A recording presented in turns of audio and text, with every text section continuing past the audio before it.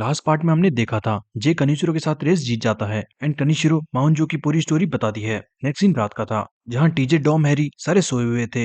But Harry के खराटों की आवाज सुन के टीजे परेशान हो जाता है और उसे नींद ही नहीं आती। पर ये सब लोग यहाँ क्यों सो रहे थे? वो इसलिए क्योंकि हैरी ने जब रेस में अपनी जैकेट उतारी थी तो जैकेट में होटल रूम की चाबी भी थी एंड वो कहीं खो गई। अब हैरी एंड नोआ पे रहने की कोई जगह नहीं थी तो मोमोको चांद दोनों को अपने आश्रम में रहने को कहती है।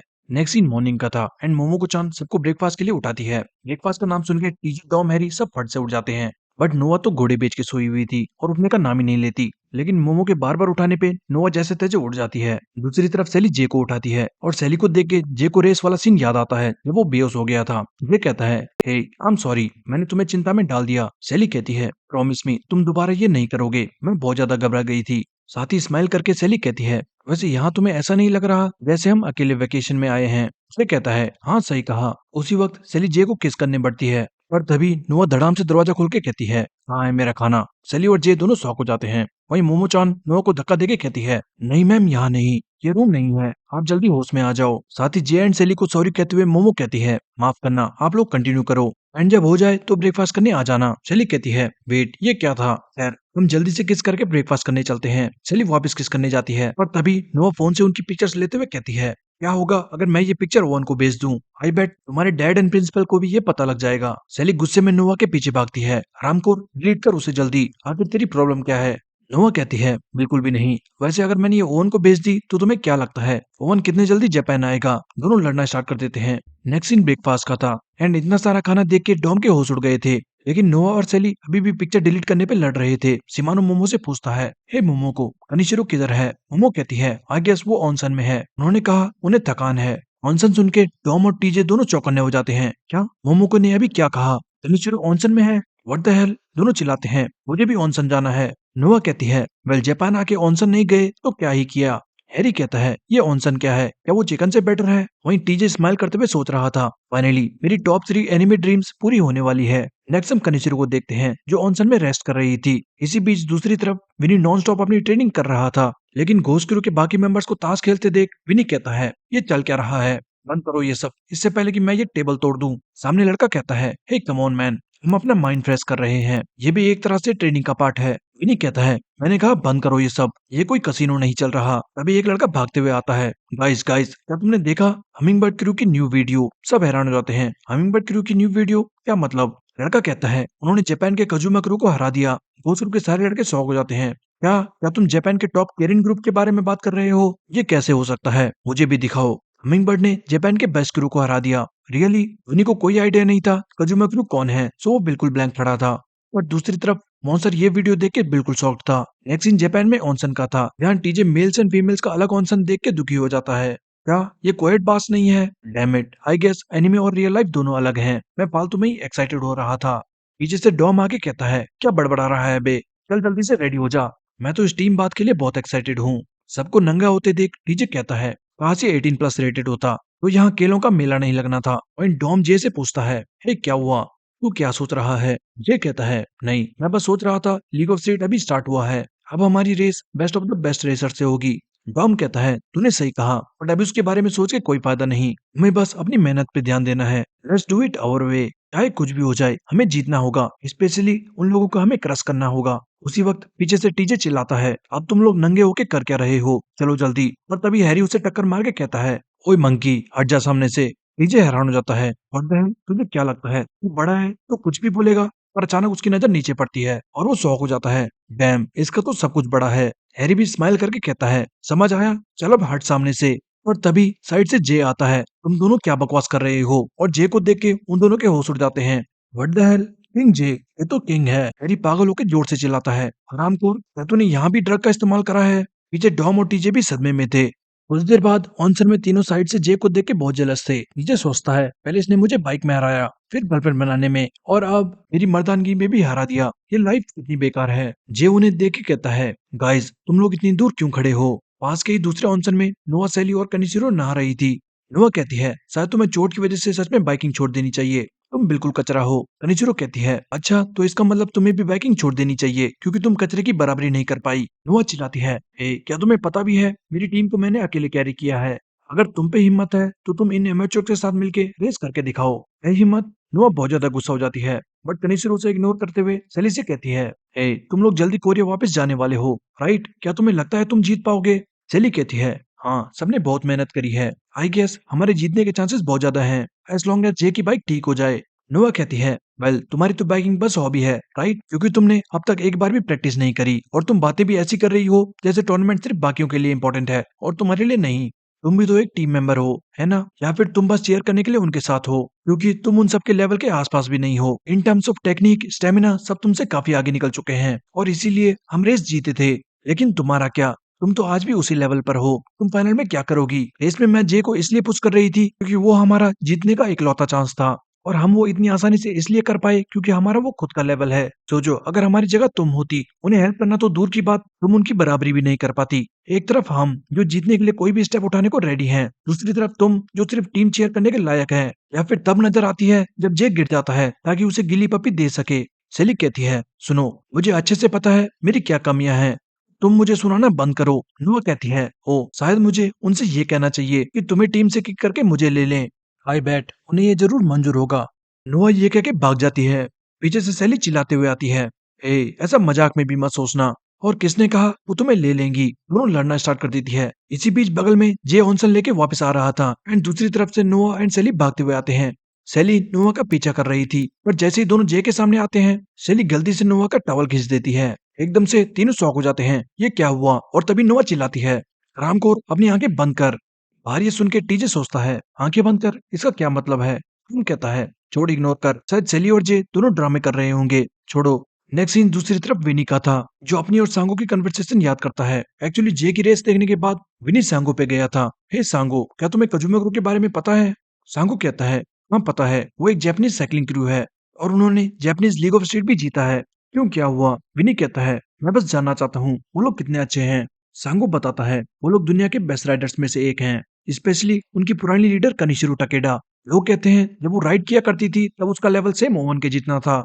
विनी कहता है, ओवन जितना? तो तुम क्या कह रहे हो? जे ने एक ऐसे राइडर को हराया जो ओवन के लेवल का है। विनी बस यही सब सोचते हुए आराम कर रहा था। सांगो जब ये बात रयू को बताता है तो वो भी कहता है, डैम इट, उन्होंने कजुमा कुरु को हरा दिया। लगता है उनकी टीम बहुत ज्यादा इंप्रूव कर चुकी है। सांगो कहता है, एक्चुअली सुपर रूकी का तो हमें पता ही था बट इतना अच्छा कि उसने कजुमा कुरु को हरा दिया ये मैंने नहीं सोचा था। विनी भी इस बात को लेके बहुत परेशान है। रयू कहता है, वेल मुझे उनकी रेस से फर्क नहीं पड़ता, मैं तो इस बात से खुश हूँ कि विनी के अंदर अब और ज्यादा आग लग चुकी है। हम भी अपनी पूरी तैयारी कर चुके हैं, अब फैसला सिर्फ विनी का है, उसे भगवान बनना है या डीमन। दूसरी तरफ विनी भी ड्रग को देख के सोच में था। वापस जापान में आज सारे जे की न्यू बाइक देखने शिमानो के पास आए थे, लेकिन शिमानो उन्हें एक क्रोध दिखाता है। वो क्रोध देख के सारे कंफ्यूज थे, व्हाट द हेल, ये क्या है? बम कहता है, लुक ओल्ड मैन, हम यहाँ तुम्हारी कारीगरी देखने नहीं आए, हमें तो जे की बाइक देखनी है। शिमानो कहता है, वेल कजुमा को क्रोज पसंद थे तो मैंने माउंजो की टूटी हुई बाइक से क्रो बना दिया। ये सुन के पहले तो सारे इंप्रेस हो जाते हैं, वाओ ये क्रो बाइक से बना है। और तभी उन्हें ये बात हिट होती है, वेट बुड्ढे क्या तू पागल हो चुका है? तूने सब गड़बड़ कर दी। ये भी सदमे में चला जाता है, अंकल मोहन आपकी बाइक। ये शिमानो पे चिल्लाता है, तू सोच क्या रहा था बुड्ढे, तूने उस बाइक के साथ ऐसा क्यों करा? शिमानो कहता है, पास को चेरिश करना एक अलग बात है पर उसका ऑब्सेशन हो जाना बिल्कुल भी ठीक नहीं। जे कब तक तुम उसकी परछाई में राइड करते रहोगे? जो मर चुका है उसे जिंदा नहीं किया जा सकता। जैसे एक टूटी हुई तलवार वापस टूट जाएगी लेकिन उस तलवार को एक छोटे चाकू के रूप में नया जीवन दिया जा सकता है। मुझे माफ करना। कुछ देर बाद सारी ये खबर सेली को बताते हैं और सेली पागल हो जाती है, क्या ये कौवा जे की बाइक है? क्या ये बाइक में ट्रांसफॉर्म होता है? टीजे कहता है, ये कोई आयरन मैन सूट नहीं है सेली। पास में ही जे बिल्कुल ब्लैंक खड़ा था और टीजे कहता है, जे तू चिंता मत कर, हम पास के किसी स्टोर से तेरे लिए न्यू बाइक ले लेंगे। ये तूने ही कहा था कार से ज्यादा इंपॉर्टेंट इंजन होता है और मैंने देखा था। तेरे पास बहुत भयंकर इंजन है ना? So don't worry. सेली कंफ्यूज होके कहती है, क्या?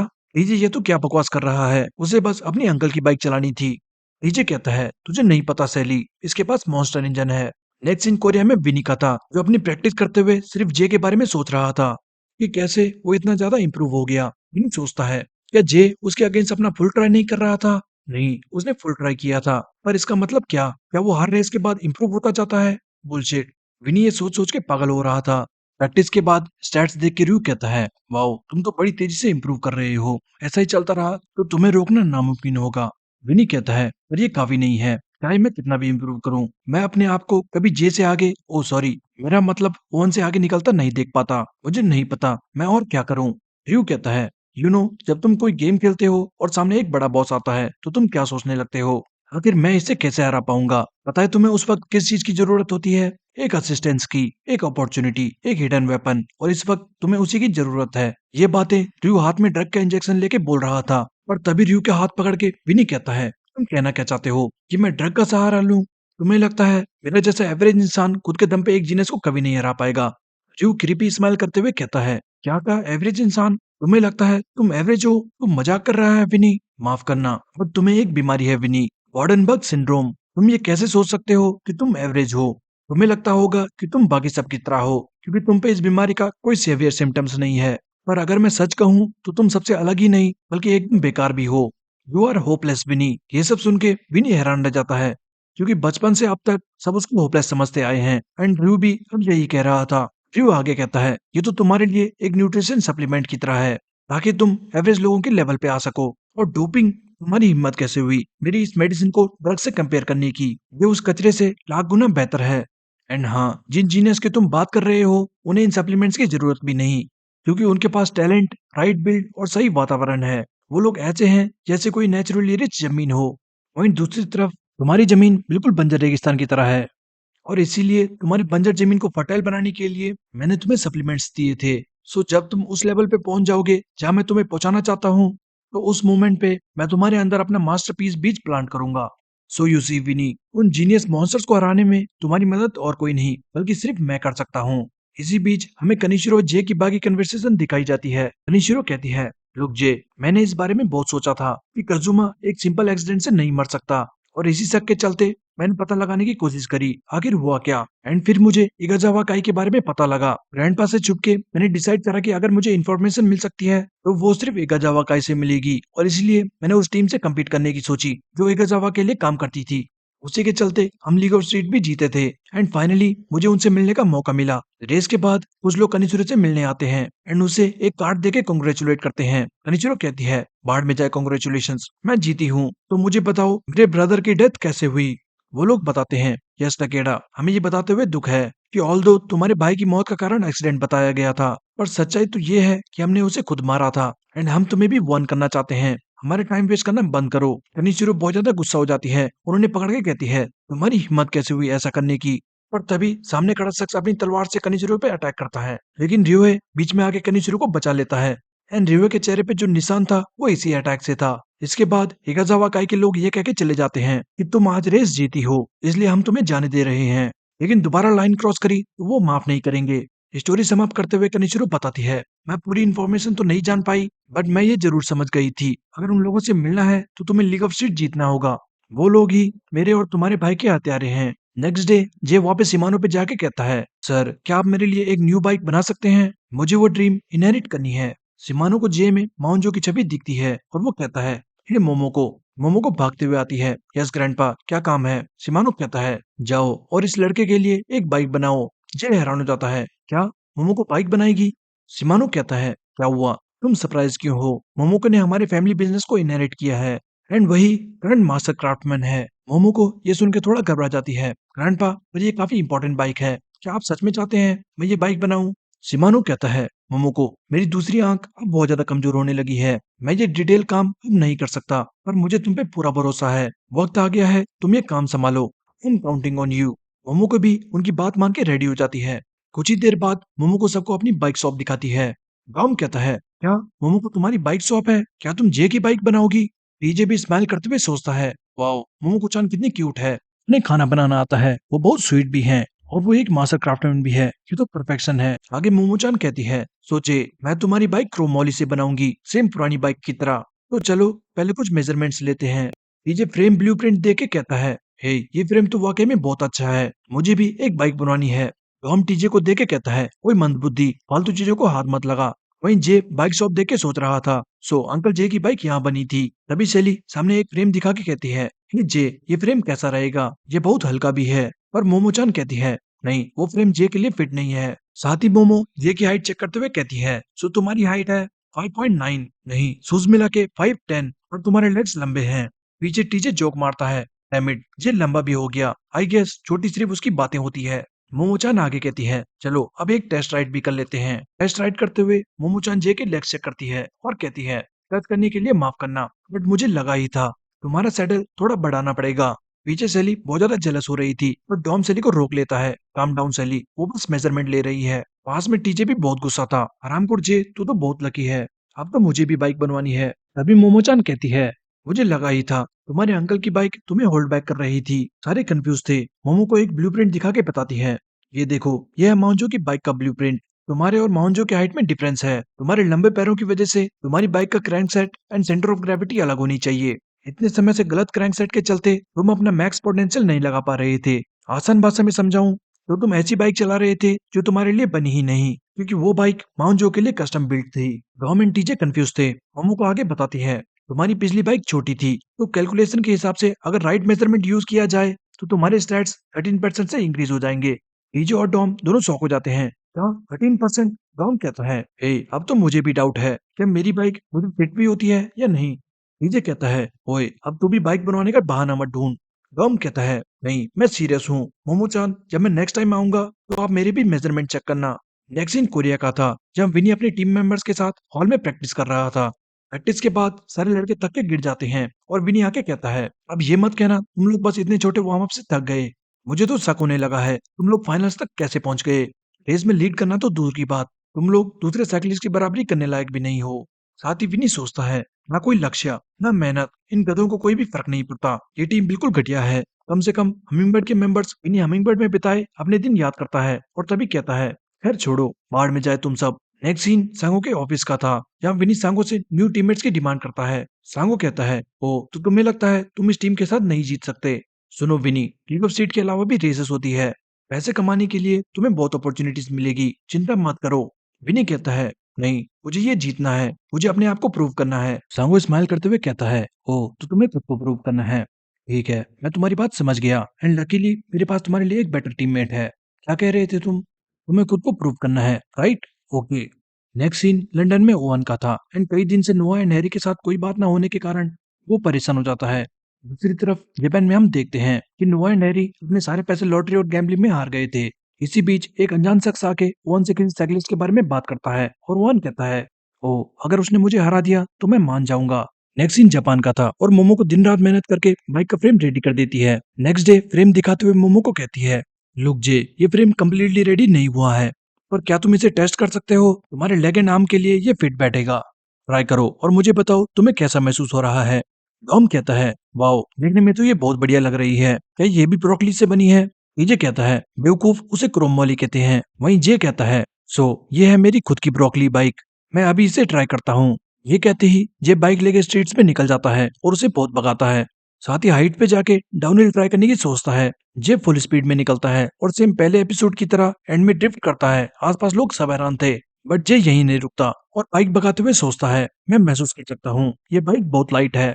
ऐसा लग रहा है जैसे ये मेरे शरीर का हिस्सा है, लेकिन ये काफी नहीं, मुझे और तेज जाना होगा, और तेज, फास्टर।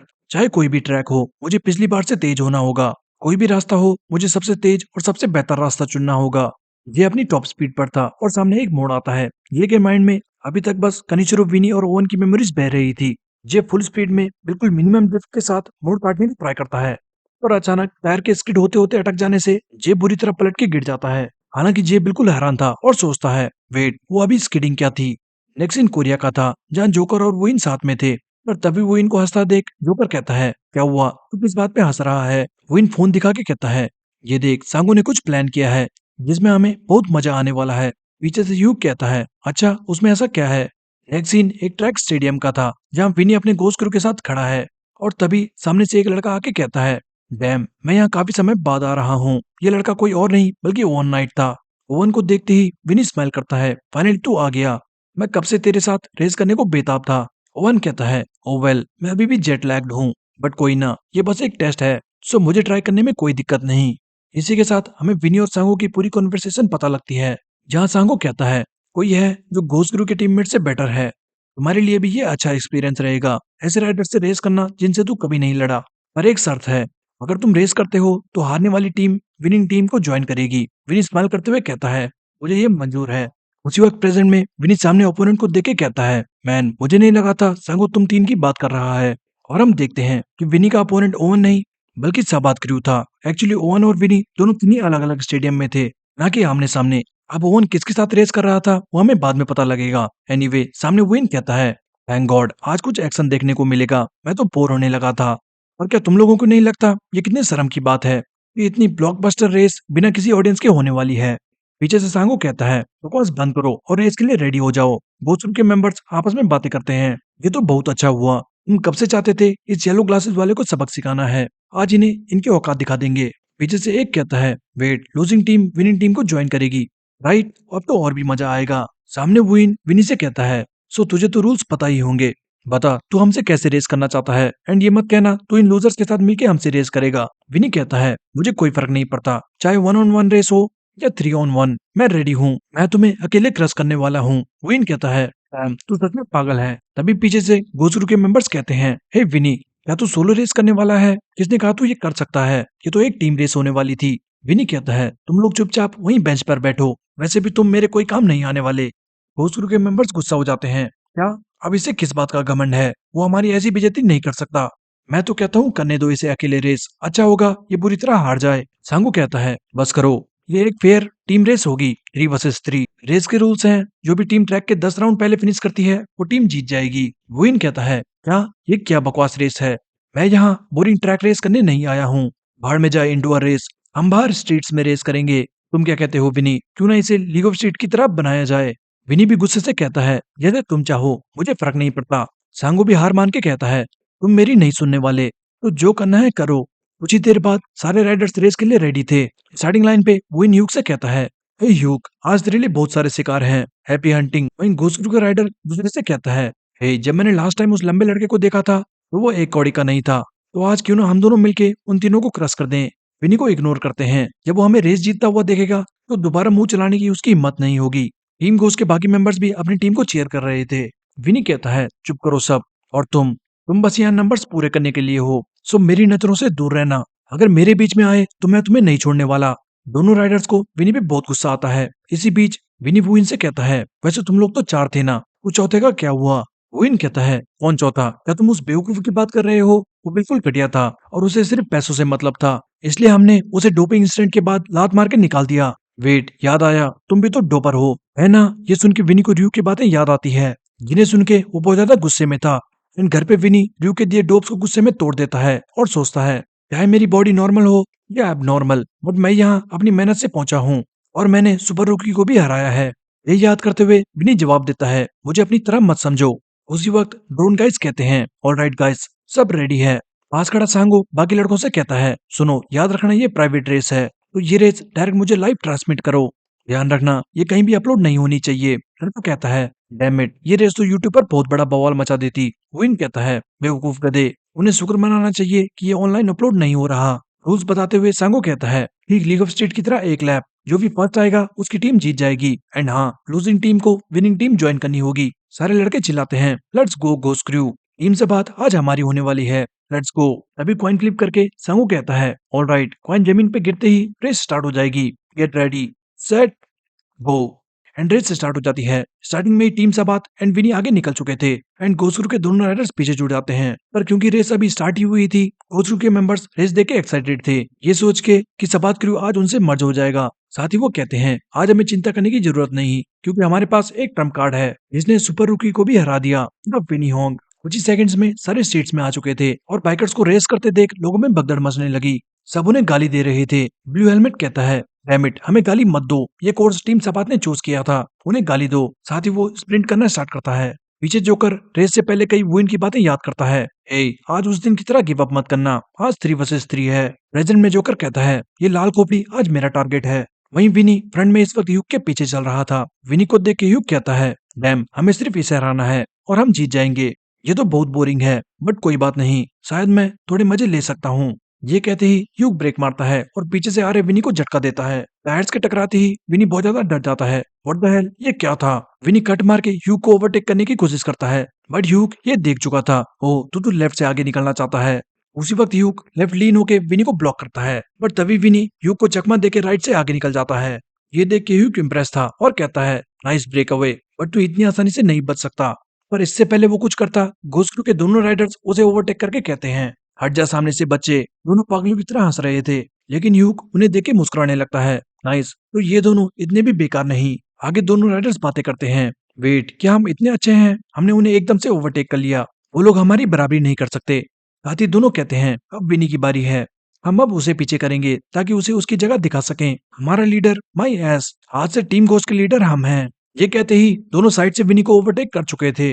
दोनों फुल स्पीड से फ्रंट में आ चुके थे और उन्हें देख के विनी कहता है, ये दोनों बेवकूफ क्या करना चाहते हैं? बाहर रेस देख रहे बाकी ग्रुप कहता है, वाओ हमारी टीम तो बहुत अच्छी है। ये टीम सभा तो हमें देख के पक्का कांप रही होगी। लॉल। उसी वक्त पास खड़ा एक लड़का कहता है, वेट, पर ये लोग स्टार्टिंग में इतना स्प्रिंट क्यों कर रहे हैं? दूसरा कहता है, क्या फर्क पड़ता है, वो लोग जल्दी रेस खत्म कर देंगे। रेस में भी दोनों पागलों की तरह हंसते हुए चिल्लाते हैं, ब्रो मुझे नहीं लगता वो लोग हमसे कैचअप कर पाएंगे। पर तभी दोनों के होश उड़ जाते हैं, क्योंकि पलक झपकते ही विनी और सबात क्रू उनसे आगे निकल चुका था। व्हाइट हेलमेट कहता है, ये कैसे हो सकता है? हम अपनी टॉप स्पीड पर थे और उन्होंने इतनी आसानी से हमें ओवरटेक कर लिया। ह्यूग भी विनी से कहता है, हे क्या तेरी टीम बस इतना ही कर सकती है? विनी कहता है, कौन सी टीम? मैंने उन लूजर्स को अपनी टीम में कभी समझा ही नहीं। साथ ही सामने गली में मोड़ देख के विनी सोचता है, बाढ़ में जाए वो दोनों, मैं अकेला काफी हूँ। रेस तो अब शुरू होती है। ये कहते ही विनी साइड टर्न करता हुआ ड्रिफ्ट मारता है, ये सोचते हुए कि सबात क्रू के पीछे चलना खतरनाक है एंड मोड़ पे वो आगे ना निकल पाए, इसलिए वो उन्हें साथ साथ ब्लॉक भी कर रहा था। यूक ये देख के सोचता है, उसने मोड़ पे ड्रिफ्ट मार के हमें ब्लॉक कर दिया और फिर आगे निकल गया। ये तो काफी शानदार था। इसी बीच रेस में व्हाइट हेलमेट वापस स्प्रिंट करके कहता है, मैं अपनी लीड वापस लेकर रहूंगा। और अचानक वो उसे टक्कर मारता है और व्हाइट हेलमेट की फट जाती है। हे ये तो क्या कर रहा है? पागल, मुझसे दूर रहे। विन कहता है, मैं थक चुका हूँ, तुम बार बार जो बीच में आके मुझे परेशान कर रहे हो, तो मैंने सोचा तुम्हें पहले ही बाहर कर दूं। तुम्हें कोई दिक्कत तो नहीं? व्हाइट हेलमेट कहता है, तुम कहना क्या चाहते हो? साथ ही आगे देख के वो सोचता है, इस सेकंड टर्न के बाद आगे स्ट्रेट पाथ है, मैं वापस स्प्रिंट करके आगे निकल जाऊंगा। पर जैसे ही मोड़ आता है, विन उसे धक्का मार के घसीटना स्टार्ट कर देता है। व्हाइट हेलमेट बहुत ज्यादा डर चुका था। हे ये तो क्या कर रहा है? विन कहता है, तुझे क्या लगा था मैं इनर लेन में राइड करता रहूंगा? बाहर बाकी लड़के डर जाते हैं। नो वे, वो उसे जॉगिंग करने की ट्राई कर रहा है। सांगो भी ये देख के सोचता है, साइड बाय साइड, वाओ ये तरीका काफी इंटरेस्टिंग है। ओरिजिनली इस टेक्निक में राइडर बाहर वाले राइडर का यूज करके इनर लेन में रहने की कोशिश करता है, बट यहाँ वो इन मोमेंटम का यूज करके धक्का देते हुए ओपन को किनारे ले जा चुका था। रेस में व्हाइट हेलमेट सोचता है, डैम इट, ये इतना हल्का लड़का मुझे भारी क्यों महसूस हो रहा है? मैं इसे दूर नहीं कर पा रहा। पर तभी सामने वो एक लोहे का पोल नोटिस करता है और उसकी फट जाती है। शिट, नहीं नहीं, मुझे स्लो होना होगा, मैं इसे नेक्स्ट चांस में देखूंगा। वो जैसे ही स्लो होता है, विन उसे पीछे देके कहता है, अब तू कहाँ बच के जा रहा है? विन फट से अपना बैक टायर स्लाइड करके उसके फ्रंट टायर पे मारता है। व्हाइट हेलमेट शॉक था। क्या फिस्टेल टेक्निक? फिस्टेल यानी जब तुम अपना बैक टायर मछली की पूंछ की तरह हिलाते हो तो उसे फिस्टेल कहते हैं। वहीं टक्कर खाते ही व्हाइट हेलमेट की बाइक पलट जाती है और वो सीधा पोल से जाके टकराता है। विन कहता है, बाय बाय, एक कचरे का डिब्बा तो गया। बाहर लड़के कहते हैं, डैम इट, मुझे नहीं लगता सबात क्रू यहाँ रेस करने आया है। दूसरा कहता है, सही कहा, जिस तरह वो राइड कर रहे हैं देख के नहीं लगता वो आगे निकलने की कोशिश कर रहे हैं। उन्हें अपने अपोनेंट्स के साथ खेलना पसंद है। विन सोचता है, रेस में तभी मजा आता है जब तुम अपनी बराबरी वाले के साथ रेस करते हो। एंड यहाँ तो मुझे अब नींद आने लगी, इसीलिए हमने ये डिसाइड करा था, रेस करने के बजाय हम इन्हें एक एक करके चेस करेंगे और इनके टुकड़े करेंगे। खैर, इन दोनों में से अब अगला किसे चुना जाए? तुम दोनों चाहे कितना भी भाग लो, पर तुम्हारी तकदीर हम पहले ही लिख चुके हैं। आज वो दिन है जब टीम घोस्ट टीम सबात में शामिल होगी। इसी बीच आगे ब्लू हेलमेट नोटिस करता है, वेट, वो आवाज क्या थी? क्या कोई गिर गया? पर जैसे ही वो पीछे सिर्फ विन को देखता है, वो समझ जाता है, नो वे, क्या उस हरामखोर ने जून से को गिरा दिया? डैम इट, पता नहीं अब वो लोग मेरे साथ क्या करेंगे। मुझे अपनी स्पीड बरकरार रखनी होगी। बाहर घोस्ट क्रू के लड़के परेशान थे। हे अब क्या होगा? ये रेस तो 3 वर्सेस 2 हो चुकी है। फिलहाल विनी लीड पर है और जिनू भी ज्यादा पीछे नहीं है। हमारे पास अभी मौका है ये रेस जीतने का। Let's go blue helmet Jinu Kim, joker को पास कर एंड कैच अप विद विनी। जिनू भी आगे जोकर को देख के कहता है, मैं तुम्हें दिखा दूंगा टीम कोच का ब्लू हेलमेट जिनू किम क्या कर सकता है। पर तभी सामने जोकर को ब्रेक मारता देख जिनू हैरान था, व्हाट द हेल, ये क्या करने की कोशिश कर रहा है? जिनू बिल्कुल कंफ्यूज था, आखिर जोकर बीच सड़क पे क्यों रुक गया। पीछे से विन भी आके पूछता है, हे जोकर, अब तुझे क्या हुआ? पर आगे देख के विन समझ जाता है जोकर रेड सिग्नल पे रुका था। विन सोचता है, ये सच में पागल है, मुझे समझ नहीं आता ये क्या सोचता है। वहीं रोड पे जोकर को देख के सारे लोग बातें कर रहे थे, वाओ ये कितना ह्यूज है, क्या ये किसी बाइक गैंग से है? पर तभी सिग्नल ग्रीन होता है और जोकर जेट प्रपल्सन की तरह इतनी रफ्तार से निकलता है कि आसपास सब लोग शॉक हो जाते हैं। विन भी जोकर की स्पीड देख के स्माइल करता है। रेस देख के घोस्ट क्रू के लड़के कहते हैं, गाइस विनी अभी लीड में है और ह्यूग उसका पीछा कर रहा है, पर जिनू भी ह्यूग के ठीक पीछे है। सोदम जीनू, बता दे उन्हें तू हमारा ब्लू हेलमेट क्यों है। रेस में जीनू चिल्लाता है, राम करो मैं अब लीड लेने वाला हूँ, सबके सब हटो मेरे सामने से। पर इससे पहले वो स्प्रिंट करता उसे कुछ महसूस होता है, जैसे पीछे से कोई भयानक चीज उसका पीछा कर रही हो। जीनू डर से कांपने लगा था और वो पीछे देखता है, जोकर पागल सांड की तरह आ रहा था। हट जा सामने से बेवकूफ। बाहर घोष के लड़के डर जाते हैं। हे, ये जोकर तो पागल हो चुका है। सामने मोड़ है पर वो स्लो होने का नाम ही नहीं ले रहा। इस पागल को सिर्फ ओवरटेक करने से मतलब है। लगता है ये दीवार पे छपने वाला है। बेवकूफ गधे, सामने देख। पर जोकर नहीं रुकता और फुल स्पीड में जीनू को टक्कर मारता है। साथ ही दीवार पे भिड़ने से पहले जोकर हेलमेट को रगड़ता हुआ दीवार पे स्लाइड करना स्टार्ट कर देता है। बाहर सारे लड़के पागल हो चुके थे। क्या ये मजाक चल रहा है? वो हेलमेट का इस्तेमाल करके दीवार पे राइड कर रहा है। ऐसा तो मैंने कार रेस में देखा था, जब रस चास्टेन दीवार पे राइड करके 10th पोजीशन से 4th पोजीशन पे आ गया था। पर ये ट्रिक साइकिलिंग में यूज करना, वो भी हेलमेट से, इट्स अनबिलीवेबल। आखिर ये इसने किया कैसे? ये किसी इंसान का काम नहीं हो सकता। विन भी ये देख के कहता है, फाइनली वो गेम को सीरियस ले रहा है, अब उसे कोई नहीं रोक सकता। अगर कोई और वो ट्रिक करता तो उसकी गर्दन टूट चुकी होती। पर क्योंकि जोकर एक एमएमए फाइटर था, तो कंकशन के चलते उसने अपनी नेक हार्ड ट्रेन करी है। लेकिन किसने सोचा था वो इसका इस्तेमाल साइकिलिंग में करेगा। बाहर घोस्ट क्रू परेशान थे। डैम, इस बीच ये जीनू कहाँ गायब हो गया पता ही नहीं चला। उसे तो खुद को प्रूव करने का मौका भी नहीं मिला। अब बस विनी हमारी लास्ट होप है। पर जैसे ही कैमरा विनी पे आता है सब डर जाते हैं। व्हाट द हेल, वो विनी पर डबल टीम अप कर रहे हैं। ये 3 वर्सेस 1 हो चुका है। ये बहुत गलत है।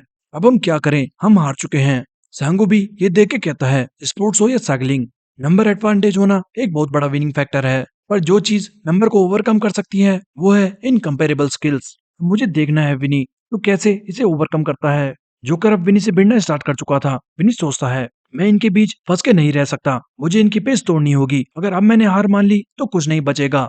ये भी जापान में सिमिलर सिचुएशन में था। और तभी स्माइल करके विनी कहता है, चाहे कुछ भी हो जाए जे, मैं तेरी तरह पीछे नहीं हटने वाला। मेरे सामने चाहे कुछ भी आ जाए, मैं हमेशा आगे बढ़ता रहूंगा। ये कहते ही विनी पागलों की तरह पेडल मार के आगे निकलता है। घुसक्रू सारे चिल्लाने लगते हैं, hell yeah, let's go Vinny. Vinny impact paddling करता हुआ टॉप स्पीड गेन करता है।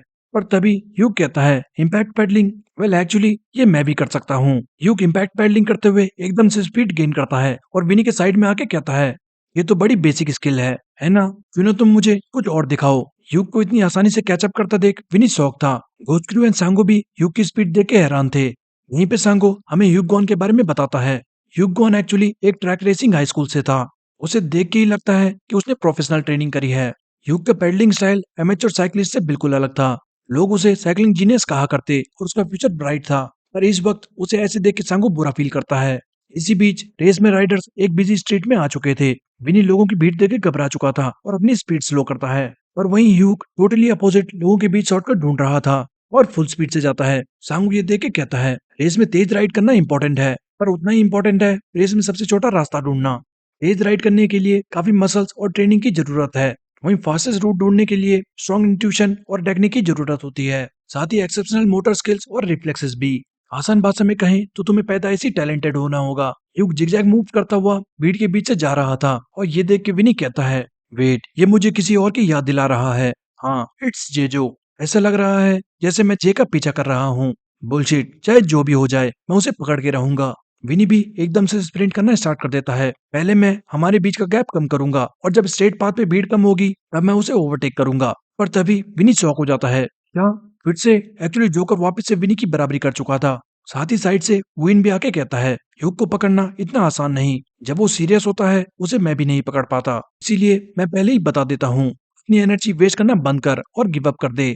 घुसरू के लड़के कहते हैं, नहीं, वो लोग फिर से गैंग अप कर रहे हैं। रेस में सिर्फ 2/3 माइल बाकी है। अगर अब विनी पीछे छूटा तो रेस खत्म हो जाएगी। रेस में विन और जोकर विनी को बीच में ट्रैप कर चुके थे। उसी वक्त उनके सामने एक कार आती है। सारे अपनी टॉप स्पीड पर थे। पर तभी विनी बाइक जंप कराता है और वहीं जोकर एंड विन दोनों साइड से कट मार के निकल जाते हैं। ये देख सबकी फट चुकी थी। होली क्रैप, वो बच कैसे गए? ये लोग तो बीस्ट हैं। विनी वापस से आगे निकल चुका था और उसके माइंड में सिर्फ एक ही थॉट आता है, मुझे कैचअप करना होगा, मुझे कैचअप करना होगा, चाहे कुछ भी हो जाए। यूक भी विनी को आता देख लेता है। फिनिश लाइन पे गोसुरु की उम्मीदें धीरे धीरे खत्म होने लगी थी एंड टीम सभा ज्वाइन करने के ख्याल से ही उन्हें चक्कर आने लगते हैं। पर रेस में विनी गुस्से में था और एक बात सोचता है, अगर मैं हारा तो ये मेरा आखिरी दिन होगा। सांगो भी विनी को देख के स्माइल करता है, ये बहुत टीट है और मुझे ये पसंद है। विनी, क्या यही तेरा सीक्रेट वेपन है? इसी बीच विनी पागलों की तरह स्प्रिंट करके किसी तरह युग की बराबरी करने वाला था। पर तभी सांगो कहता है, अनफॉर्चुनेटली ये रेस शायद यहीं खत्म होती है और हम देखते हैं कि वेन एंड जोकर दोनों विनी को बीच में फंसा चुके थे। विनी भी ये देख के समझ जाता है, क्या मैं ऐसे हारने वाला हूँ? सामने से ह्यूग लास्ट टाइम विनी को देख के कहता है, तेरे साथ रेस करके अच्छा लगा, गुड बाय। और उसी वक्त अपना बैक टायर लिफ्ट करके विनी के मुंह पे मारता है। विनी आखिरी मोमेंट पे बस यही सोच रहा था, मैंने यहाँ पहुंचने के लिए अपनी पूरी जान लगा दी, अपना सब छोड़ दिया। पर एंड में रेस इस तरह से खत्म हुई। बाइक के टायर से विनी का हेलमेट चकनाचूर हो जाता है। इसी बीच विनी के माइंड में बस एक ही थॉट था कि मुझको खुद को प्रूव करना है। विनी बहुत गुस्से में था और कहता है, ये मुझको नहीं रोक सकता, रेस अभी खत्म नहीं हुई है। विनी पूरी जान से पुश करता है और पलक झपकते ही टीम सबात के बीच से आगे निकल जाता है। बाहर गोस्ट ग्रुप बिल्कुल शॉक था, आखिर विनी ने ये कैसे किया, वो उनके बीच से कैसे बाहर आ गया। जोकर और वुइन दोनों विनी का पीछा करते हैं, पर ह्यूग का टायर पंचर होने के चलते वो वहीं रुक जाता है। आगे वुइन और जोकर बहुत भयानक तरीके से विनी का पीछा कर रहे थे और विनी के पास आते ही वुइन कहता है, जोकर तू इसे रोक, फिनिश लाइन ठीक सामने है, मैं आगे निकलता हूँ। पर विनी वापस आगे निकल के कहता है, नहीं अब बस 300 यार्ड बाकी है, मैं एक सेकंड भी वेस्ट नहीं कर सकता। फिनिश लाइन पर खड़े लड़के उन्हें आता देख नर्वस थे, आखिर रेस कौन जीतने वाला है। सामने विनी बिल्कुल अलग जोन में था और सोचता है, मेरे एडक्टर्स और एबडक्टर्स दोनों आज मैं तब तक यूज करूंगा जब तक मेरे मसल्स फट नहीं जाते। और तेज, और तेज, मुझे और तेज जाना होगा। विनी इतनी रफ्तार में था कि जो कुछ बचा कुचा हेलमेट उसके सर पे था वो भी चकनाचूर होके उड़ जाता है। पीछे वही हैरान था, आज इस रामखोर को क्या हो गया है, क्या आज इसकी सांस नहीं अटक रही? समझ नहीं आ रहा, क्या ये स्टार्टिंग से फुल स्पीड में नहीं जा रहा था? नहीं, लगता है इसने अपनी स्पीड का नया लेवल हासिल किया है। रेस देख के गोचक्रू के लड़के हैरान थे, ये मॉन्स्टर है, उसकी हालत बिल्कुल खत्म हो चुकी होगी, क्योंकि वो अकेले तीनों से भिड़ रहा था और उसने फिर वो जैक नाइफ किस तरह झेल लिया। और अब जो उसकी स्पीड है वो सुपर रूकी के साथ रेस करते वक्त भी नहीं थी। ऐसा लग रहा है जैसे विनी अपनी बॉडी लिमिट तक पुश कर चुका है और अब उसे कोई नहीं रोक सकता। विनी जैसे अपने बर्जरकर मोड में था और पूरा डीमन बन जाता है। देखते ही देखते सुपरसोनिक स्पीड में विनी रेस जीत जाता है। ह्यूग भी ये रियलाइज करके कहता है, शायद शायद हमने उसे कम समझा। वहीं फिनिश लाइन पे विनी बिल्कुल शांत खड़ा था और आसपास कोचक्रू के लड़के बिल्कुल सदमे में थे। विनी कहता है, पानी लाओ, और एकदम से सारे चिल्लाते हुए आते हैं। इरासाई में से, let's go Vini, the great Vini की जय हो। सारा क्रू पागलों की तरह सेलिब्रेट करता है। दूर बैठा सांगो भी विनी को देख के स्माइल कर रहा था। वेल, तूने खुद को प्रूफ कर ही दिया। दूसरी तरफ विन हेलमेट पटक के कहता है, डैम इट, हे ह्यूग, जब हम उसे ट्रैप कर चुके थे तो तुझे फिनिश लाइन की तरफ भागना था, ये जीत हमारी थी, तूने वो फालतू स्टंट क्यों किया? ह्यूग कहता है, वेल, मुझे प्यास लगी है, क्या तुम्हारे पास पानी है? विन चिल्लाता है, क्या? यहाँ हम हार चुके हैं और तुझे पानी की पड़ी है, हरामखोर। ह्यूग कहता है, मुझे जल्दी कुछ पीने को चाहिए, क्यों ना हम लस्सी पीने चले। तभी जोकर कहता है, पर वैसे इसका मतलब क्या हुआ, क्या अब हम इनके चेले हैं? पास खड़े घोस्ट ग्रुप के मेंबर्स अभी भी सेलिब्रेट कर रहे थे और एकदम से कुछ लड़के पैंट उतार के कहते हैं, हाँ हराम गुरु, आओ और आके हमारी साफ करो, ये तुम्हारा वेलकम गिफ्ट है। वो इन गुस्से से कहता है, इनकी हिम्मत कैसे हुई और ये इतना क्यों उछल रहे हैं? ये तो बस साइड खड़े होके देख रहे थे। क्या कहते हो, क्या इनका यहीं कचूमर बना दे? तभी सांगो आके कहता है, बस करो सब, बहुत हो गया, तुम सबको रूल्स तो याद ही होगा। एंड क्योंकि टीम घोष जीती है तो, पर तभी विनी कहता है, टीम घोष जीती है? क्या घटिया मजाक है। सारे कंफ्यूज थे, व्हाट द हेल, ये क्या बोल रहा है? पर विनी घोषक्रू की जैकेट उतार के कहता है, आज मुझे पूरी तरह क्लियर हो चुका है कि टीम सबात एंड घोषक्रू में कितना अंतर है। अगर टीम सबात ने ये रेस सीरियसली ली होती तो आज घोषक्रू हार चुका होता। विन, ह्यूग, घोषक्रू सारे कंफ्यूज थे। विनी आगे कहता है, ताकतवर कमजोर को खा जाता है, यही नेचर का रूल है और इसलिए टीम घोस्ट आज से टीम सबात के अंडर काम करेगी। ये सुनते ही घोषक्रू हैरान हो जाता है, क्या क्या हमने सही सुना? एक चिल्लाना स्टार्ट कर देता है, ओए हरामखोर, क्या तेरा दिमाग खराब हो चुका है? रेस हमने जीती है तो हम उन्हें ज्वाइन क्यों करेंगे? विनी कहता है, हमने क्या कहा? हमने? तुमने रेस में किया क्या, नंबर बढ़ाने के सिवा? तुमने रेस में क्या किया बताओ मुझे? मेरी स्ट्रेटेजी में हेल्प करी या टीम वर्क में? एक तो रेस के स्टार्टिंग में ही गिर गया और दूसरा सिर्फ अकेले चलता रहा। इस रेस से एक बात क्लियर हो चुकी है, मेरा तुम लोगों के साथ रेस करना बिल्कुल बेकार है। अगर मैं टीम सबात के साथ रेस करूंगा तो मेरे जीतने के चांसेस ज्यादा हैं, हर तरीके से। पीछे वुइन मुस्कुराते हुए कहता है, आई स्वेयर, इस लड़के का दिमाग सच में खराब है। हालांकि मैं ये पहले से ही जानता था, बट वाओ, बट अब मैं समझ चुका हूँ, तू पैसों के लिए कुछ भी करने को तैयार है। विनी कहता है, वैसे हाँ सही कहा, मैं इस टूर्नामेंट में पैसों के लिए आया था। इतने पैसे एक बारी में कमाने का एक ही जरिया था, लीग ऑफ स्ट्रीट जीतकर, और इसीलिए मैंने हमिंगबर्ड के साथ रेस स्टार्ट करी। पर समय के साथ मुझे रियलाइज हुआ मैं उन सबसे बिल्कुल अलग हूँ। हमारे बीच एक इनविजिबल दीवार थी जो हमें अलग करती है, एक दीवार जो अलग अलग तरीके या हमारे अलग परवरिश से पैदा हुई, दीवार जो मेरे अंदर भेदभाव को लेकर क्रोध था उससे उत्पन्न हुई। बचपन में मुझे लगता था मैं अपनी ताकत से उन लोगों को दबा पाऊंगा जो मुझे नीची नजरों से देखते हैं, पर फिर भी कुछ नहीं बदला। कुछ भी नहीं। इन दी एंड एक चीज जो ताकत के ऊपर हमेशा भारी पड़ती वो था पैसा। लेकिन फिर भी मैं पैसों के लिए अपने दोस्तों को नहीं छोड़ना चाहता था। मुझे पैसा और जीत उनके साथ चाहिए थी। और जितना हम रेस करते गए मेरे अंदर नफरत उतनी बढ़ती गई। मुझे ये बात हमेशा खलती कि ये जो जिसे मेरे मुकाबले जीतने की रत्ती भर भी चाह नहीं थी, तो क्यों क्यों उसे मुझसे ज्यादा रिकॉग्निशन मिलता। सब सिर्फ उसी की तारीफ करते। एट द एंड मुझे समझ आ चुका था मैं कितना भी ट्राई कर लूं मैं उससे कभी सरपास नहीं कर पाऊंगा। उसी वक्त मुझे एक और बात समझ आई। मैं पहले इस टूर्नामेंट में पैसों के लिए आया था, लेकिन पैसों से ज्यादा जो चीज इंपॉर्टेंट है वो है दुनिया को अपनी वर्थ प्रूव करना। एंड मुझे खुद को प्रूव करना है, और इसीलिए मैंने अपने दोस्तों को धोखा दिया। मैंने अपने प्यार को धोखा दिया। मैं सब कुछ खो चुका हूँ। और अब तुम कह रहे हो कि फाइनल्स में मुझे ऐसी टीम के साथ रेस करनी होगी जिनके अंदर ना जीतने की भूख है, ना कुछ करने का जज्बा, ना कोई talent. Then honestly that's bullshit. एक टीम जिसमें ना ग्रोथ है ना मोटिवेशन, उसे टीम सवाद के अंडर होना चाहिए। और यही सच्चाई है। घोस्ट क्रू के लड़के पागल हो जाते हैं। रामपुर, तो तू हमें दुश्मन के हवाले करना चाहता है? रामपुर धोखेबाज। विनी हंसते हुए कहता है, क्या क्या कहा धोखेबाज? वो तो तुम ही लोग हो ना जिन्होंने अपने पुराने लीडर को एक पल में ही भुला दिया क्योंकि मैंने तुम्हें सिर्फ कुछ पैसे दिए थे। मैंने ये चॉइस अपने स्किल के दम पर करी है, एंड मैं ये दोबारा कहता हूँ, यही है मेरा फाइनल डिसीजन। टीम घोस्ट आज से टीम सवाद के अंडर है। लड़के चिल्लाते हैं, मुंह बंद कर धोखेबाज, हम उन हरामखोरों के अंडर कभी रेस नहीं करने वाले। सारे एक साथ चिल्लाते हैं, मारो इन्हें, इनका ऐसा हाल करो कि फाइनल्स में ये रेस कर ही ना पाए। घोस्ट क्रू को आता देख जोकर भी उन्हें मारने आगे आ जाता है, लेकिन तभी वो इन हंसते हुए कहता है, डैम ये तो बहुत ही मजेदार है, पर माफ करना मुझे एक बड़ा क्रू बिल्कुल भी पसंद नहीं, तो तुम लोग बाढ़ में जा सकते हो, हमें तुम्हारी कोई जरूरत नहीं। साथ ही विनी के कंधे पे हाथ रख के वो इन कहता है, हमें बस इसकी जरूरत है। तो क्या कहता है ह्यूग? ह्यूग कहता है, पर मुझे तो इसके साथ रेस करनी है, अगर हम एक ही टीम में हुए तो मैं रेस कैसे करूंगा? साथ ही सर को जाके ह्यूग कहता है, वेल एक्चुअली हम फिर भी रेस कर सकते हैं, राइट? विन कहता है, रहने दे, तू मुंह बंद कर और मास्क पहन ले, एंड मैं भी अब थक चुका हूँ, चलो यहाँ से चलते हैं, इस बारे में कल बात करेंगे। एंड हे लाल खोपड़ी, आजा तेरी वेलकम पार्टी करते हैं। और विनी उसे इग्नोर करके सांगो से कहता है, हे तुमने कहा था जीतने वाली की टीम को एक और स्पेशल मैच करने को मिलेगा, राइट? सांगो कहता है, हाँ सही कहा। विनी कहता है, ऑल राइट देन, जिस जीनियस की तुम बात कर रहे थे मैं उसे क्रश करके टॉप पर जाऊंगा, तुम देखते रहना। सांगो स्माइल करके कहता है, हाँ बिल्कुल, देखते हैं तू सच में टॉप पर जा पाता है या नहीं। स्ट्रेटेजी, पावर, टेक्निक एंड जीतने का पागलपन, ये टीम देखने के लिए मैं बहुत एक्साइटेड हूँ। देखते हैं अब टूर्नामेंट में क्या धमाका होता है। इसी बीच हम ओवन को स्टेडियम में देखते हैं, जो रेस के बाद बुरी तरह थका होता है। ब्लडी हेल, मुझे नहीं लगा था कोरिया में मुझे इतना ट्राई आउट करना पड़ेगा। मुझे कहना होगा तुम एक्चुअली फास्ट हो, सच में तुम ऐसी कौन सी ट्रेनिंग कर रहे हो? एंड तभी हम देखते हैं जिस शख्स से ओवन रेस कर रहा था वो और कोई नहीं बल्कि मॉन्स्टर 13 था। नेक्सिन शहर का था, एंड सागो सारी बात रियो को बता चुका है। रियो कहता है, क्या क्या तुम सीरियस हो? आखिर वो ऐसे बीच में टीम कैसे बदल सकता है? उसने ये मुझे क्यों नहीं बताया? सांगो कहता है, क्योंकि टीम घोस्ट बिल्कुल बेकार है। मेरा ओरिजिनल प्लान तो ये था कि टीम सबात की मदद से टीम घोस्ट को चैंपियन बनाया जाए, लेकिन चीजें बिल्कुल बदल चुकी है। रियो कहता है, कम ऑन सांगो, क्या तुम्हें पता भी है मैंने अपना कितना टाइम एंड एफर्ट्स उसमें डाला है? तुमने कैसे उसे उन गुंडों की टीम ज्वाइन करने दी? सांगो कहता है, आखिर तुम विनी के साथ करना क्या चाहते हो?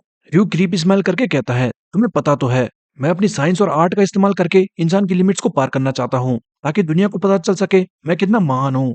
एंड यही तो हमारा प्लान था, याद है? तुम्हें पैसे कमाने हैं एंड मुझे शोहरत। सांगो कहता है, सही कहा, और इसीलिए मुझे लगता है जो भी हुआ वो हमारे लिए बेटर है। ड्यू कहता है, इससे तुम्हारा क्या मतलब है? सांगो कहता है, ये टूर्नामेंट एक टीम गेम है, ताकि सोलो उसका टीममेट कौन है ये मैटर करता है। जरा सोचो क्या होगा अगर उसकी टीम डोपिंग करके भी हार जाए, वो तो हमारे लिए बहुत बुरा होगा। सो क्योंकि अब चीज इस तरह हो चुकी है, तो क्यों ना हम भी उन लूजर्स को सपोर्ट करना बंद कर दें और टीम सबात का साथ दें, ये बेस्ट रहेगा। एंड अगर टीम सबात लीग ऑफ सीट जीतती है तो हमारे बिजनेस के लिए भी ये बेटर रहेगा। हमारे पास और भी ज्यादा पब्लिसिटी मॉडल्स होंगे। इन बायर्स के पीओवी से देखो तो उनका हम पे भरोसा और भी ज्यादा बढ़ जाएगा। बिसाइड्स जब टीममेट्स विनी के लेवल के होंगे तो ये उसकी ग्रोथ का कैटलिस्ट का काम करेंगे। उसकी ग्रोथ होगी तो उसकी वर्थ भी बढ़ती जाएगी, एंड उसकी वर्थ बढ़ना मतलब और ज्यादा पैसा। ड्रू कहता है, लेकिन क्या होगा अगर विनी ड्रग लेने से मना कर दे, क्योंकि अब उसके पास अच्छे टीममेट्स हैं। सांगो कहता है, वो मुझे नहीं पता, मैं बस इतना जानता हूँ कि वो जीतने के लिए कुछ भी करने को तैयार है। ये कह के सांगो चला जाता है, पर यू अभी भी हल्का डाउट में था। नेक्स्ट सीन कुछ समय पहले स्टेडियम का था, जहाँ ओवन एंड मॉन्स्टर 13 की रेस चल रही थी। दोनों के बीच टक्कर का मैच चल रहा था। वहीं साइड में ग्यूचान भी खड़ा होकर ये मैच देख रहा होता है, और वो सोच रहा था, मुझे यकीन नहीं हो रहा मॉन्स्टर ओवन के साथ यहाँ रेस कर रहा है। और उससे भी बड़ी बात तो ये है कि इतना बड़ा आदमी कोरिया में ये मैच देखने आया है। गेरार्ड मैकमिलन, शेवल्ले का फाउंडर और डिजाइनर ऑफ 3TT, एक जीनियस इंजीनियर जिसने एरोडायनेमिक का रेवोल्यूशन लाया। समझ नहीं आ रहा ऐसे आदमी को इस रेस में क्या इंटरेस्ट है। वैसे क्या मैं इनका ऑटोग्राफ ले लूं? वहीं हम गेरार्ड को देखते हैं जो मॉन्स्टर को चीयर कर रहा था। पास खड़ी लाइट कैवल्री की टीम मैनेजर कमिला नेल्सन कहती है, दुनिया में आप इकलौते बॉस हो जो अपने ही स्पॉन्सर्ड एथलीट के अगेंस्ट चीयर कर रहे हो। यही नहीं, वो भी जो अपनी टीम का एस राइडर है उसके अगेंस्ट। गेरार्ड कहता है ओवन का हार महसूस करना बहुत इंपॉर्टेंट है, तब उसे समझ आएगा मैं उसके लिए कितना इंपॉर्टेंट हूँ। उस बदतमीज को लगता है कि वो परफेक्ट है एंड उसे मेरे एरो टेक्नोलॉजी की जरूरत नहीं। कमीला कहती है पर सर ओवन इस वक्त दुनिया का बेस्ट राइडर है और ये फैक्ट है। विराट कहता है वेल मैं मानता हूँ वो जीनियस है, पर ये मॉन्स्टर लड़का मुझे नहीं लगा था इस लेवल का राइडर भी कोरिया में मौजूद होगा। तुमने इसे कहाँ से ढूंढा?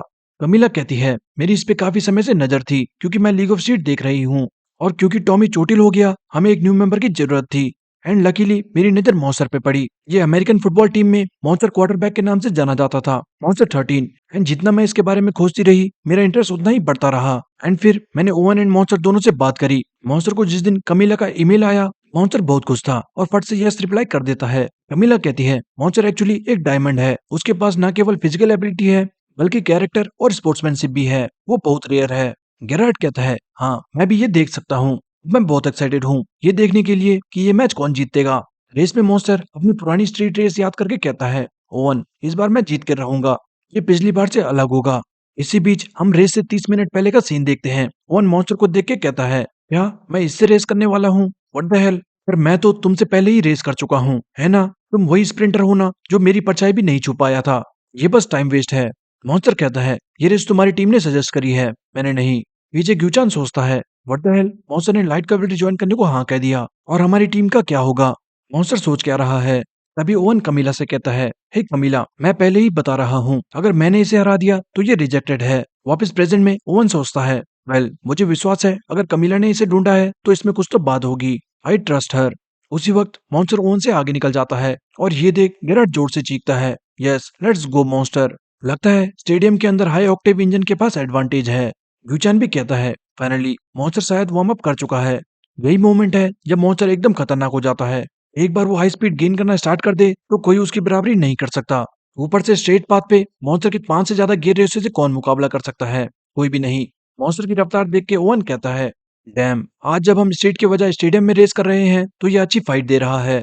पर खैर अब मेरी बारी है टेबल्स टर्न करने की। अचानक गेरार्ड एंड ग्यूचान दोनों कुछ देख के शॉक हो जाते हैं और ग्यूचान कहता है वेट, ओवन ट्रैक की टॉप साइड पर राइड कर रहा है, ऐसा लग रहा है जैसे वो उड़ रहा हो। ओवन कहता है नाइस, यहाँ से नीचे देखने में अच्छा लग रहा है। तू जितना स्प्रिंट करना चाहता है कर सकता है क्योंकि तू एक चील के सामने खरगोश के समान है जिसका शिकार होने वाला हो। ये कहते ही ओवन एयर ड्रॉप लेके भयानक रफ्तार से ट्रैक के अंदर की तरफ आता है। मॉन्स्टर कहता है वो ढलान का इस्तेमाल करके आगे निकल गया। गेरार्ड बताता है ये कोर्स पे डिपेंड करता है बट वेलोड्रोम स्टेडियम में ट्रैक 4 डिग्री से 13 डिग्री तक झुका हुआ है, साथ ही मोड़ पे ये एंगल 23 डिग्री तक बढ़ जाता है। ये सुनने में भले ही ज्यादा ना लगे पर टूर डे फ्रांस का खतरनाक प्योडे डोम सेक्शन भी सिर्फ 6 से 7 डिग्री तक झुका हुआ है, यानी वेलोड्रोम का ट्रैक एंगल दुनिया के सबसे हाईएस्ट एचसी से भी बहुत ज्यादा है। तो ऐसे एंगल में रेस अप करना साथ साथ खुद का बैलेंस मेंटेन करना बहुत बड़ी बात है। एसिलेरेशन, टाइमिंग, स्पीड सब परफेक्ट होनी चाहिए, अगर कुछ भी गड़बड़ हुई तो तुम बुरी तरह गिर सकते हो। लेकिन ओवन ने उसका इस्तेमाल इतनी आसानी से करा मानो ये उसके लिए आम बात हो। एक वेलोड्रोम में कुछ अलग करना बहुत मुश्किल है बट फिर भी ओवन ने अपने लिए रास्ता ढूंढ लिया। हरामखोर, उस बदतमीज को देख के मुझे इरिटेशन होती है। कमीला कहती है शायद अब आपको एडमिट करना चाहिए कि ओवन नाइट एक परफेक्ट जीनियस है। तभी ओवन कहता है स्टेज 1 एयर रोड। वहीं ग्यूचान कहता है वेट, क्या वो सच में मॉन्स्टर को हराने वाला है, वो भी स्ट्रेट पाथ पे? That's impossible. मॉन्स्टर सोच रहा था आज हम वेलोड्रोम में रेस कर रहे हैं एंड मैं हारने वाला हूँ फिर से। नहीं, ये नहीं हो सकता क्योंकि मैंने खुद से वादा किया है मैं दुनिया जीत कर रहूंगा। गेरार्ड रेस देख के कहता है वेल एक्चुअली मैं सरप्राइज नहीं हूँ क्योंकि ओवन एक टाइम ट्रायलिस्ट है और सोलो आगे राइड करना उसकी स्पेशलिटी है। लगता है मॉन्स्टर जो एक स्पेशलिस्ट स्प्रिंटर है वो भी ओवन की बराबरी नहीं कर सकता। कमीला कहती है पर अगर मॉन्स्टर कोई आर्म स्प्रिंटर होता तो मैं उसका ट्रायल क्यों लेती? गेरार्ड कहता है ओ तो तुम्हारा मतलब है मॉन्स्टर अभी भी कुछ कर सकता है। यूचन कहता है वर्ल्ड क्लास बुलशिट, क्योंकि मॉन्स्टर भी वर्ल्ड का बेस्ट बनना चाहता है और वो हर पल खुद से बेटर बनने का ट्राई करता है। मॉन्स्टर सोचता है मैंने लीग ऑफ स्ट्रीट के लिए दिन रात मेहनत करी है। एंड गाइस यहाँ मॉन्स्टर बताता है कि वो खरदुंगला पास भी आया था लेह लद्दाख इंडिया में। यार मॉन्स्टर ने बताया नहीं वरना भाई से हम सब भी मिल लेते। आगे मॉन्स्टर बताता है मैंने -4 डिग्री में साइकिलिंग करी एंड 26 माइल अपहिल राइड करने से मेरे खून में रेड ब्लड सेल्स इंक्रीज हुए, यानी मसल्स में और ज्यादा ऑक्सीजन जाने लगा। मैंने हाई एंड लो एल्टीट्यूड दोनों में ट्रेन करा। मॉन्स्टर इंजन ने एक्सट्रीम कोल्ड भी ओवरकम किया तो अब मैं नहीं रुक सकता। मेरा दिल अब 200 डिग्री पर जोर-जोर से धड़क रहा है। अब जो चीज़ बाकी है, वो है बस इंजन की सिलेंडर्स फायर करना। ये कहते ही मॉन्स्टर खतरनाक पेडलिंग करना स्टार्ट कर देता है। मानो लैम्बोर्गिनी का V12 इंजन 9000 आरपीएम से अपनी टॉप स्पीड पर था। मॉन्स्टर चिल्लाता है, चाहे एयर रेजिस्टेंस हो या कोई और रुकावट, आज मैं सबको चीर के आगे बढ़ूंगा। दुनिया में रिकॉर्ड्स बने हैं ताकि मैं उन्हें तोड़ सकूं। मॉन्स्टर पलक झपकते ही ओवन की बराबरी कर चुका था। ओवन शॉक हो जाता है। वहीं गेरार्ड ये देख के स्माइल करते हुए कहता है, अब मजा आएगा। ऐसा लग रहा है जैसे एक पावरफुल मिनोटॉर एंड एक हवा को मूव करने वाले नाइट के बीच में जंग चल रही हो। अमीला कहती है, हम भले ही इंडोर्स रेस कर रहे हो, बट तुम जितना फास्ट जाओगे विंड रेजिस्टेंस उतना ही बढ़ता जाएगा। इसीलिए ओवन जो भी हल्की फुल्की हवा है उसका इस्तेमाल करके तेज रफ्तार से राइड कर रहा है। वो एयर रोड राइड कर रहा है। लेकिन वही मॉन्स्टर अपना खुद का आउटपुट यूज करके ओवन की बराबरी कर रहा है। इट्स क्लियर, मॉन्स्टर को अब हम एक एमेच्योर साइकिलिस्ट नहीं कह सकते। उसी वक्त मॉन्स्टर एकदम से ओवन को पीछे छोड़ देता है। ओवन भी हैरान था और सोचता है, क्या ये सच में वही है? आज ये बिल्कुल अलग ओपोनेंट लग रहा है। तभी ग्यूचान चिल्लाता है, कम ऑन मॉन्स्टर, ये आखिरी लैप है। अब ना पूरा जोर लगा दे। दोनों ग्यूचान के बगल से तूफान की तरह गुजरते हैं। कमीला कहती है, मॉन्स्टर की रेस देख के मुझे एंसो फरारी की कही एक बात याद आ रही है, एरोडायनेमिक्स उन लोगों के लिए है जो इंजन नहीं बना सकते। गेरार्ड कहता है, हाँ उसने कहा तो था, बट फिर भी आज उसकी कंपनी करोड़ों रुपए एरोडायनेमिक्स में इन्वेस्ट करती है। एंड ये बात बाकी सभी सुपर कार्स कंपनीज में भी अप्लाई होती है। सब एरोडायनेमिक्स में सैकड़ों रिसर्च करते हैं, एंड मैं भी। पर क्या तुम्हें पता है इंजीनियर्स ने एरोडायनेमिक्स में इतना टाइम एंड एफर्ट क्यों लगाया? क्योंकि एरोडायनेमिक्स एक्चुअली एक बहुत फ्रस्ट्रेटिंग चीज है। जब बात एयर रेजिस्टेंस की आती है तो जितना पावरफुल तुम्हारा इंजन है एंड तुम जितनी रफ्तार से जाते हो उतनी ही एनर्जी तुम्हें एक्सपेंड करनी पड़ती है। एंड तुम चाहे कितनी भी एनर्जी स्पेंड कर लो, उसके रिटर्न्स बिल्कुल बेकार होते हैं। ये एक अनफेयर डेविल की तरह है। इसी कारण से aerodynamics performance and energy efficiency के लिए बहुत इंपॉर्टेंट है। अब सोचो क्या होगा अगर इतना खतरनाक फैक्टर विंड तुम्हारा साथ दे। उसी वक्त ओवन विंड रीड करना स्टार्ट कर चुका था। कमीला कहती है, सही कहा, तो तुम इनविंजिबल बन जाओगे। एंड यही है द ओवन नाइट। इसी के साथ पलक झपकते ही ओवन मॉन्स्टर को पीछे छोड़ देता है। ओवन को देख के मॉन्स्टर विश्वास ही नहीं कर पाता और सोचता है, क्या रीजन था जो मैंने इतनी हार्ड ट्रेनिंग करी। मैं बस चाहता था कि अपनी टीममेट्स के साथ टॉप पर जा सकूं। मेरे लिए वापस मुड़ने जैसी कोई चीज नहीं है। मुझे बस एक ही चीज आती है और वो है सब कुछ तोड़ के आगे बढ़ना। और यही मैंने अपनी पूरी लाइफ करा है। मैं हूँ मॉन्स्टर 13। मैं हूँ द मॉन्स्टर। एकदम से मॉन्स्टर एक बीच की तरह ट्रेवल करता है और ओवन उसे देख के एकदम शॉक्ड था। गेरार्ड, ग्यूचान, कमीला सबकी सांस अटक चुकी थी। दोनों के बीच एक टक्कर का मुकाबला चल रहा था। ओवन कहता है, ओके मैं मानता हूँ तू अच्छा है, मुझे नहीं लगा था तू मेरी बराबरी कर पाएगा। ये कहते ही ओवन एयर लॉर्ड जीरो मोड में चला जाता है। मॉन्स्टर तुम वो पहले शख्स हो। एंड रेस खत्म करने से पहले ओवन के ये आखिरी शब्द थे। नेक्स्ट सीन रेस के बाद का था। ओवन बुरी तरह थक के लेट जाता है और कहता है, हे क्या तुम हमारी टीम ज्वाइन करना चाहोगे? मॉन्स्टर कहता है, नहीं मैं तुम्हें तब तक ज्वाइन नहीं करूंगा जब तक मैं तुम्हें हरा नहीं लेता। ओवन कहता है, ओ ऐसा क्या, फिर तो तुम कभी ज्वाइन नहीं करने वाले। मॉन्स्टर ओवन को मिडिल फिंगर दिखा के चला जाता है। नेक्स्ट सीन जापान का था। एंड पैकिंग करके मोमो को कहती है, ऑलराइट मैंने बाइक फ्रेम पैक कर दिया है एंड बाकी बाइक मैं चाहती हूँ तुम कोरिया में असेंबल करो। टॉम चिल्लाता है, थैंक यू मोमो को, मैं प्रॉमिस करता हूँ हम जीत के रहेंगे। डीजे रोते हुए कहता है, मोमो को चान काश मैं और समय रुक पाता। डॉम पूछता है, हे जे क्या तुम रेडी हो? जे कहता है, हाँ चलो समय आ गया है कोरिया वापस जाने का। डॉम कहता है, आई गेस अब एक ही चीज बाकी है और वो है इस बिग बॉय को घर लाना। तुम कैसा फील कर रहे हो जे? क्या तुम न्यू फ्रेम में कंफर्टेबल हो? ये कहता है, हाँ मैं भी इसकी आदत डाल रहा हूँ। साथ ही जे अपने हाथों को देखता है जो बुरी तरह कट फट गए थे क्योंकि जे कुछ दिनों से वही ट्रायल वाली ड्रिफ्ट प्रैक्टिस करते हुए बहुत बार गिर चुका था। सेली भी पूछती है, तुम आखिर ऐसी कौन सी प्रैक्टिस कर रहे थे जिससे तुम्हारे हाथों पे इतनी चोट लग गई? तभी पीछे से मास्टर सिमानो कहता है, हे जे सो तुम्हारा न्यू फ्रेम तुम्हें कैसा लग रहा है? ये एक कावासाकी फ्रेम है जिसकी लाइट वेट एंड फ्लेक्सिबिलिटी तुम्हारी पुरानी बाइक से बिल्कुल अलग है। मोमो को कहती है, हाँ और इसका स्पेशल अलॉय बहुत खास है, सेम तुम्हारे अंकल की बाइक की तरह। पर क्योंकि ये बाइक तुम्हारे लिए कस्टमाइज है इसलिए अब तुम अपने फुल पोटेंशियल पे राइड कर पाओगे। जे कहता है, हाँ मुझे पूरा विश्वास है। नेक्स्ट सीन एयरपोर्ट जाने से पहले का था। डीजे बाइक का बॉक्स देके कहता है, गाइस ये ठीक रहेगा राइट? मैंने सुना है लोग दूसरों का लगेज चुरा लेते हैं। पिछले साल लगभग 10,000 बाइक्स चोरी हुई थी। सेली कहती है, अबे काली जुबान बस कर, वो कोरिया में होता होगा, यहाँ नहीं। वहीं पास में मोमो को सिमानो से कहती है, ग्रैंडपा क्या आप श्योर हो कि आपको कोई दिक्कत नहीं होगी? सिमानो कहता है, चिंता मत करो, मुझे पता है तुम बाइक की फुल रेस्पॉन्सिबिलिटी लेना चाहती हो। काश मैंने भी उन लड़कों पे इतना ध्यान दिया होता। खैर जाओ मोमोको, मैं चाहता हूँ तुम अपनी लाइफ जियो जैसे तुम चाहती हो। लाइफ में ये सबसे इम्पोर्टेंट है कि ऐसा जियो जो बाद में तुम्हें रिग्रेट ना रहे। इसी बीच डॉम एंड टीजे जे का इंतजार करते हुए परेशान हो रहे थे। डैम इट, ये जे कहाँ चला गया? और तभी मोमोको बैग लाते हुए चिल्लाती है, गाइस प्लीज रुको। डॉम बैग देख के कहता है, हे मोमोको, तुम्हें इतने सोविनियर्स लाने की क्या जरूरत थी? मोमोचान कहती है, नहीं नहीं, ये सोविनियर्स नहीं है, एक्चुअली मैं भी तुम्हारे साथ कोरिया आ रही हूँ। सब शौक हो जाते हैं, क्या सच में? मोमोको कहती है, हाँ, मैं जे की फाइनल रेस तक बाइक की फुल रेस्पॉन्सिबिलिटी लेना चाहती हूँ, सो प्लीज मुझे भी अपने साथ ले चलो। इसी बीच हम देखते हैं जे कजुमा से मिलने आया था एंड गुड बाय कहते हुए जे कहता है, आज मैं कोरिया वापस जा रहा हूँ। तभी पीछे से कनिशुरो आके कहती है, जीत कर आना, क्योंकि नेक्स्ट टाइम हम दोनों वर्ल्ड स्टेज पे मिलेंगे। कुछ देर बाद जे को देख के डॉम चिल्लाता है, हे कम ऑन मैन, इतनी देर क्यों कर रहा है? चल जल्दी, तू वहां कर क्या रहा था? जे कहता है, नहीं कुछ नहीं, चलो चलते हैं। मोमो को जाते देख कनिशुरो कहती है, वेल मोमो को भी जा रही है, लगता है यहाँ कुछ टाइम काफी सुना सुना लगने वाला है। और अचानक कजोमा के साइड में क्रोध देख के कनिशुरो कहती है, ओ वाओ, ये क्या, ये तो बहुत क्यूट है। नेक्स्ट सीन कोरिया का था, जहाँ आज मीनू लीग ऑफ स्टेट की मीटिंग अटेंड करने आया है। मिस्टर जांग कहता है, सर आपको आने की क्या जरूरत थी, मैं ये संभाल सकता था। मीनू कहता है, नहीं, मुझे एक बार तो मीटिंग अटेंड करनी ही थी। उसी वक्त मीटिंग रूम से वही मांजो का दोस्त बाहर आता है और मीनू उसे देख के थोड़ा कंफ्यूज था। दोनों की नजरें एक दूसरे पे पड़ती है। मिस्टर जांग कहता है, क्या हुआ सर, क्या आप उसे जानते थे? मीनू कहता है, नहीं, पर पता नहीं ऐसा क्यों लगा जैसे वो कोई जाना पहचाना था। तभी सामने से एक लेडी मीनू को वेलकम करके कहती है, वेलकम सर, सब आपका ही वेट कर रहे थे, हेड इन। एंड जैसे ही दरवाजा खुलता है, सामने सांगो मीनू को देख के शॉक हो जाता है। मीनू कहता है, आप सबसे मिलके अच्छा लगा, मेरा नाम है मीनू यून। सामने सांगो सोचता है, मुझे तभी समझ जाना चाहिए था जब टैक्योंग कंपनी से स्पॉन्सरशिप आई थी, लेकिन किसने सोचा था एक हमिंगबर्ड क्रू का मेंबर हमारी कमेटी ज्वाइन करेगा। पता नहीं वो क्या सोच रहा है, बट अब बहुत ज्यादा मजा आने वाला है। तभी एक दूसरा मेंबर कहता है, सर आइए, आप यहाँ बैठिए। कुछ देर बाद सांगो मीटिंग स्टार्ट करते हुए बताता है, ऑल राइट देन, आज हम लीग ऑफ स्टेट की वापसी रिपोर्ट प्रोवाइड करने वाले हैं। जैसे कि आप सबको पता है, फाइनल्स में ये 4 टीम्स हैं, team hummingbird, team ghost, monster crew and team सबात।